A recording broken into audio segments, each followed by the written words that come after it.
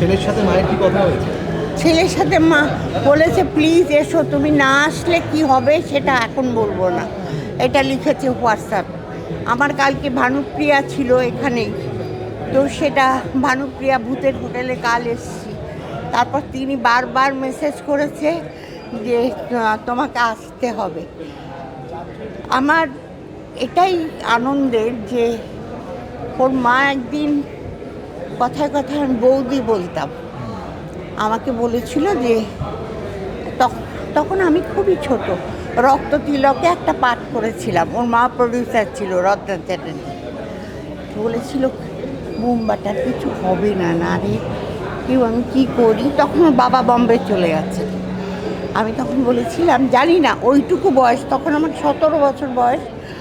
আমি বলেছিলাম কি বৌদি তুমি মন খারাপ করো না, দেখো আমার বিশ্বাস বুম্বা অনেক বড় হবে, আর তখন তুমি দেখে নিও, তখন তুমি খুব আনন্দ করতে পারবে।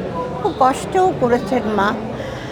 তো সেটা এমনভাবে সত্যি হলো, আমার না, হয়তো ঈশ্বরই বলিয়েছিলেন।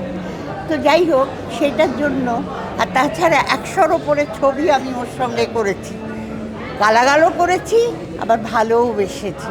সেই জন্য ওর সঙ্গে আমার বন্ডিংটা মানে কি বলবো, বলতে পারবো না। ও কিছু বললে ডাকলে আমি না গিয়ে থাকতে পারি না। আর তারপরে তো মিশুক, ওর ছেলে, এখন সে আমাকে পান দিদা বলে, আমি পান খাই বলে। হ্যাঁ, এখন সে বায়না ধরেছে যে আমি যদি ছবি করি তোমায় থাকতে হবে, কারণ আমার বাবা তোমার সব ছবিতে। আমি বললাম তোমার বাবা আমার ছেলে করতো, তুমি ছেলে তো এখন আর আমাকে দেবে না, তুমি ঠাম্মি করবে। ও আচ্ছা, দেখা যাক কী হয়, বড় হোক। তবে প্রসেনজিৎ ও ও মানুষ হিসেবে, অভিনেতা হিসেবে, এবং আমার মনে হয় যে আমার জীবনে সব থেকে বড় পাওয়া এটা, যে আমি ওর কাছ থেকে অনেক কিছু শিখেছি, অনেক কিছু।